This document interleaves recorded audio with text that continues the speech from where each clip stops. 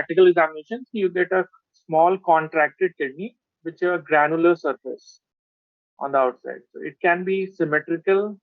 That means it is contracted as a whole symmetrically.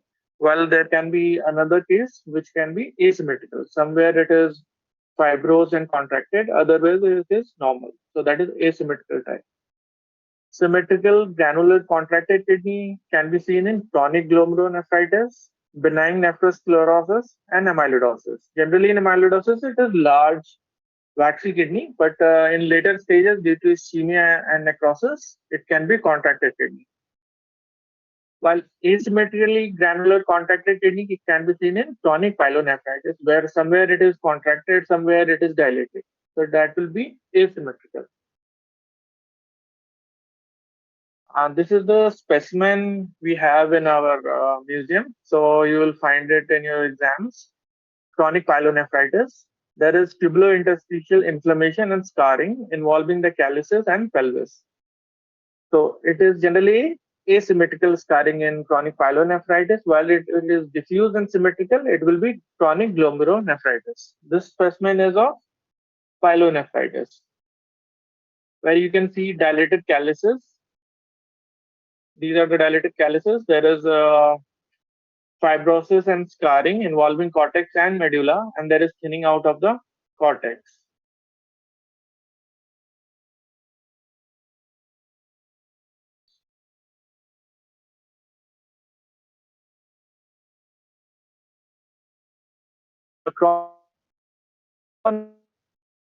The surface might be granular and thinned out cortices with increased peripelvic fat. This fat, which is around the pelvis area, is increased in chronic glomerulonephritis.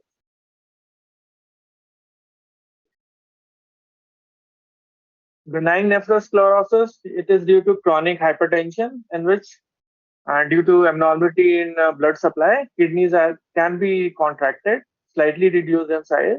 Cortical surface has a fine granularity that resembles a grain leather. This is a photograph from your Robbins, in which you can see fine granules on the surface. It's not coarse granule, it is fine granules. And there is cortical scarring and shrinkage.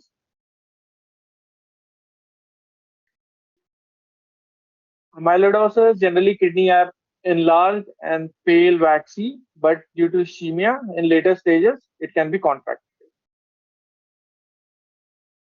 So these are the differentials for a small contracted kidney. Most important are chronic pyelonephritis and chronic glomerulonephritis.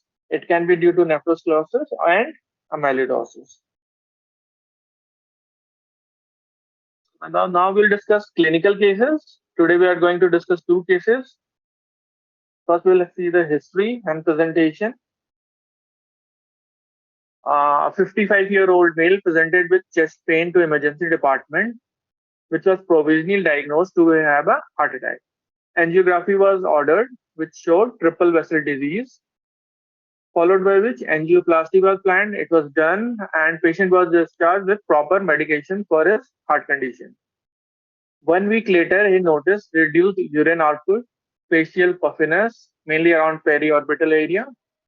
2 days later, he presented to emergency with nausea, vomiting, and lethargy. On examination, he was in a confused state. There was periorbital edema, swelling. Heart rate was reduced, 52 beats per minute. Routine investigations were ordered. CBC was within normal limit. LFT was normal. On KFT, we could see that the serum urea is increased, 156 milligram per deciliter. Creatinine is increased to 5. Serum potassium is increased to 24. His 24-hour urine output was monitored, and it was found to be reduced, 56 ml per 24 hours. Normally, it is more than 150.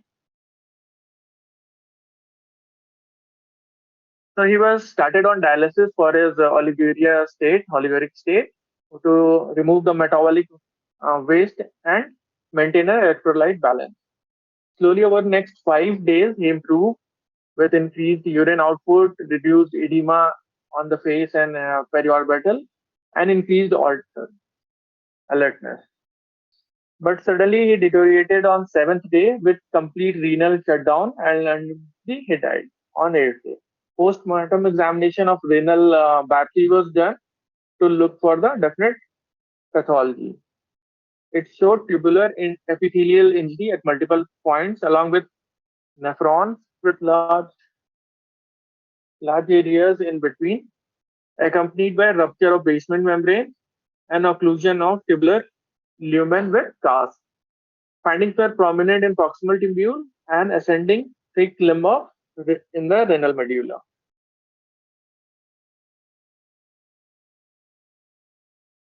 So, based on this history and presentation, what can you think of?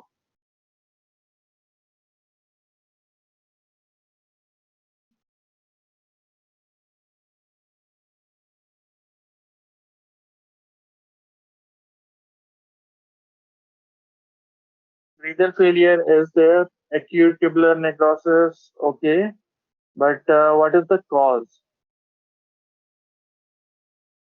RPGN, it is not. It is we have a definite history which points towards the cause of the renal injury. So let's move forward. RPGN is not the cause. An infection is not there. Occlusion won't present so acutely. So let's see. Patient has a history of heart failure for which angiography was ordered. And generally, in we do contrast we use to check the patency of the coronary arteries. So that contrast might lead to nephrotoxicity in certain patients, ultimately leading to acute tubular necrosis. So this patient had an angiography, which after few days led to acute tubular necrosis, which can be seen in the KFT findings of increased urea, creatinine, and serum potassium levels. And there was reduced urine output. So let's see on the details. Acute kidney injury, most common cause is acute tubular necrosis. Okay.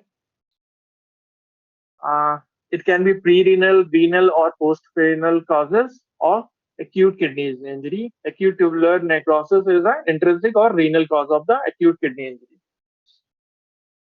Acute tubular necrosis, it can be precipitated by acute ischemia, toxic events like nephrotoxic drugs, contrast agents, etc., or severe sepsis. So, based on history and physical findings, we can differentiate between different types of renal failure. Like in pre-renal, generally it is due to reduced cardiac output due to hypovolemia, cardiac failure, or other things. So if there is volume loss due to history of vomiting, diarrhea, other hemorrhage, burns, there is cardiac disease with reduced cardiac output or liver diseases. So there will be weight loss, hypotension, tachycardia. These points toward the pre-renal. Before the blood enters the kidney, there is some abnormality in the flow and the volume that leads to renal failure. Intrinsic is the pathology is in the kidney, and post-renal is after the uh, renal pathway, that is the tubules and other. So in this case, we are focusing on the intrinsic, that is acute tubular necrosis. There can be history of nephrotoxic medications. There can be hypotension, trauma, myalgia, suggesting rhabdomyolysis, that muscle injury, and lysis, and recent exposure to radiographic contrast agents. There will be history of physical examination. There will be tenderness of muscles in rhabdomyolysis, compartment syndrome, and volume status has to be examined both for pre-renal and renal pathologies.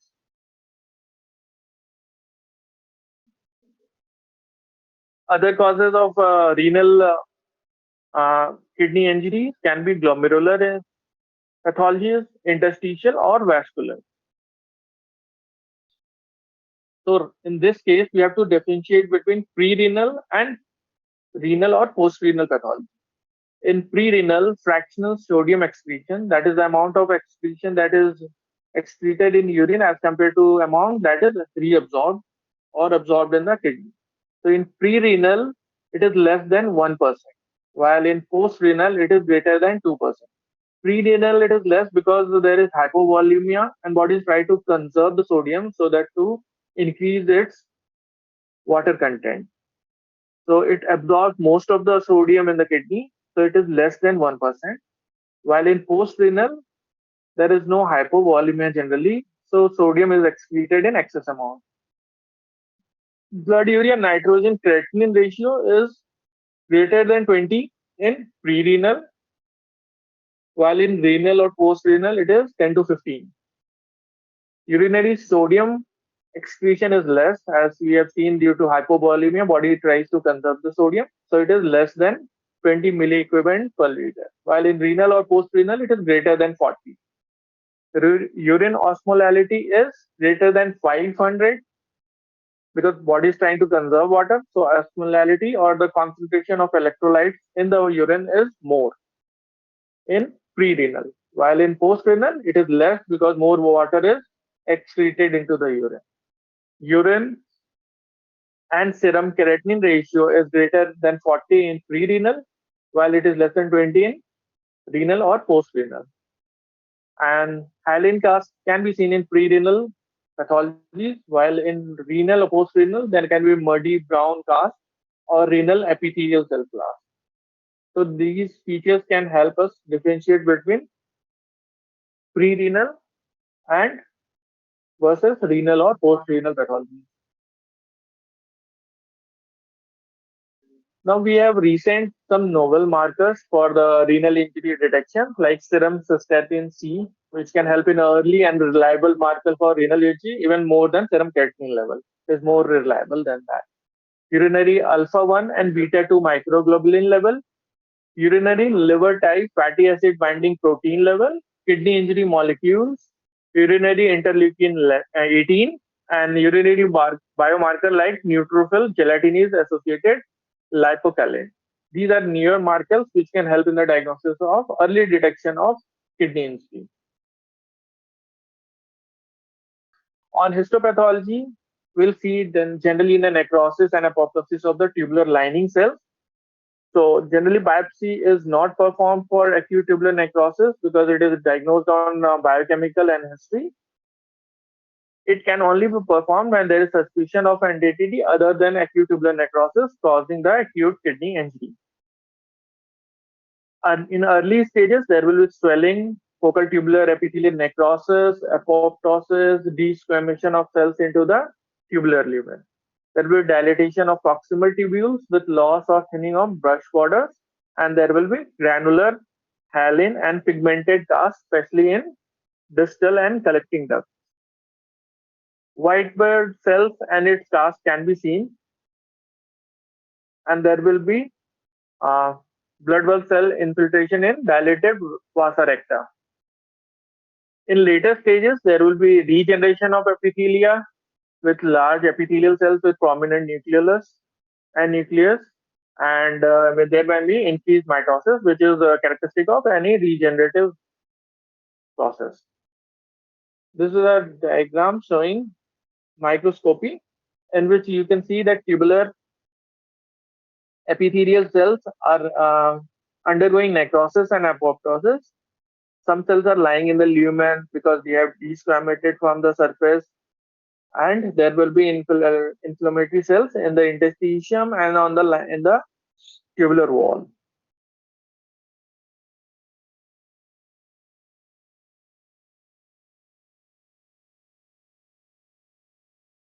This was the findings of ischemic acute tubular necrosis. Nephrotoxic acute tubular necrosis have similar microscopy with additional features of specific drug or reagent use, like in ethylene glycol. Um, dosing, there will be calcium oxalate crystals in the lumen. In hemoglobin or myoglobin, there will be deeply pigmented red-brown cast, that is pigmented cast. In carbon tetroxide poisoning, there will be neutral lipid accumulation in injured cells.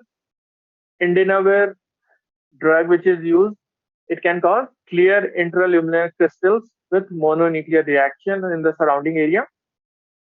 Lead poisoning leads to intranuclear dark inclusions and necrosis. Mercury poisoning leads to large acidophilic inclusions, while tenofovir leads to proximal tubular eosinophilic inclusion that represent giant mitochondria. In vancomycin poisoning overdose, there will be acute interstitial nephritis with eosinophilic and lymphocytic infiltrate with associated acute tubular necrosis. So that was the case of acute tubular necrosis, which can be due to ischemic, toxic drugs, nephrotoxic drugs or reagents, contrast agents, and even severe sepsis. Case 2, and that has to be differentiated, that renal and pre-renal pathologies has to be differentiated based on biochemical, serum, and urine biochemical levels. Next case is a 15-year-old female presented to emergency department with complaints of malaise, fever, nausea, oliguria, and hematuria, which was smoky or cola colored. He gave a history of throat infection few weeks back. On examination, her BP was elevated, 148 by 94, and there was a periorbital edema.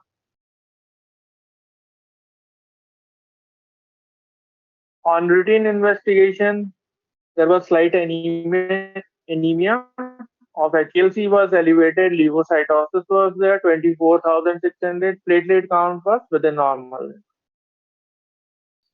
Liver function test was normal. KFT again showed serum urea of 98, creatinine of 4. Urine examination was done and it shows dysmorphic red cells and red cell casts in urine with mild proteinuria. Serology was ordered, which showed elevated anti-streptococcal antibody titer and decline in serum concentration of complementary protein, especially C3.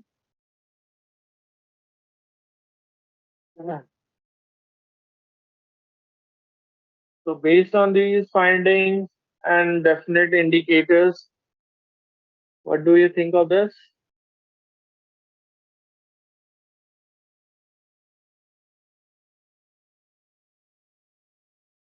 I think this most of the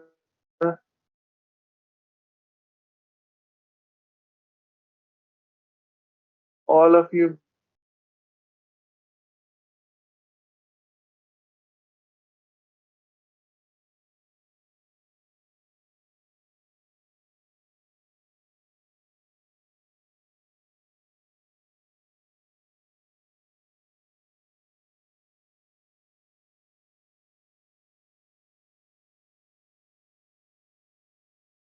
symptomatic and discovered accidentally during routine urine analysis. There is a history of streptococcal infection. The classical triad of glomerulonephritis includes gross hematuria, that is RBCs in the blood. We'll see the differences later. And it is smoky tea colored or cola colored urine. There is edema and hypertension. Edema is generally seen in the form of puffiness of the eyelids. That is the typical of nephritic syndrome. Moreover, in severe cases, patients might uh, have respiratory distress due to pulmonary edema. Less than half of the patients might require dialysis because of severe oliguria or anuria. Evaluation is based on the detection of the previous streptococcal infection, which is mainly of group A beta hemolytic streptococci, which is nephrotoxic, nephrogenic, and leads to post-streptococcal glomerulonephritis. So we detect anti-streptolysin titer in the serum and anti-nucleotinamide adenine dinucleotidase level in the serum to determine if there was a preceding streptococcal infection in last few weeks. Generally, in 1 to 2 weeks after the infection, there can be a post-streptococcal glomerulonephritis. Anti-streptolysin titer is the most frequently used, while the most sensitive is a panel of tests which includes various antibodies like ASO, anti-NAD, and others. That is more sensitive, but most commonly ASO titer is enough in most of the cases to diagnose preceding streptococcal infection.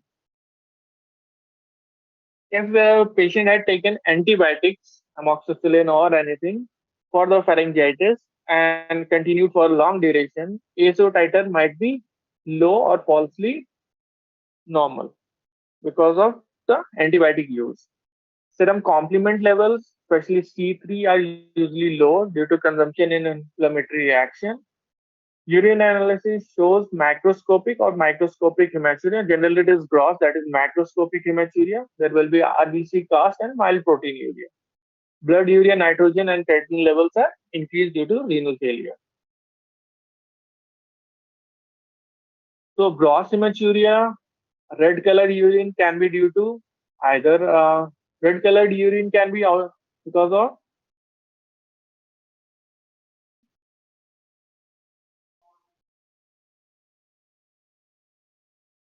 red colored urine can be because of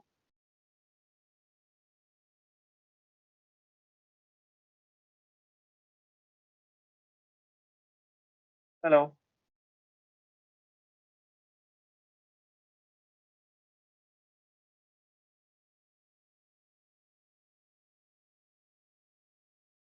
Okay.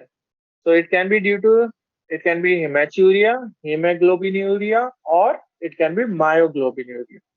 That is, either there can be RBCs, whole RBCs are there, or RBCs have lyse that has been hemolysis and increased hemoglobin is excreted in the urine, or there has been muscle lysis, necrosis, which leads to myoglobin from the muscle being excreted in the urine.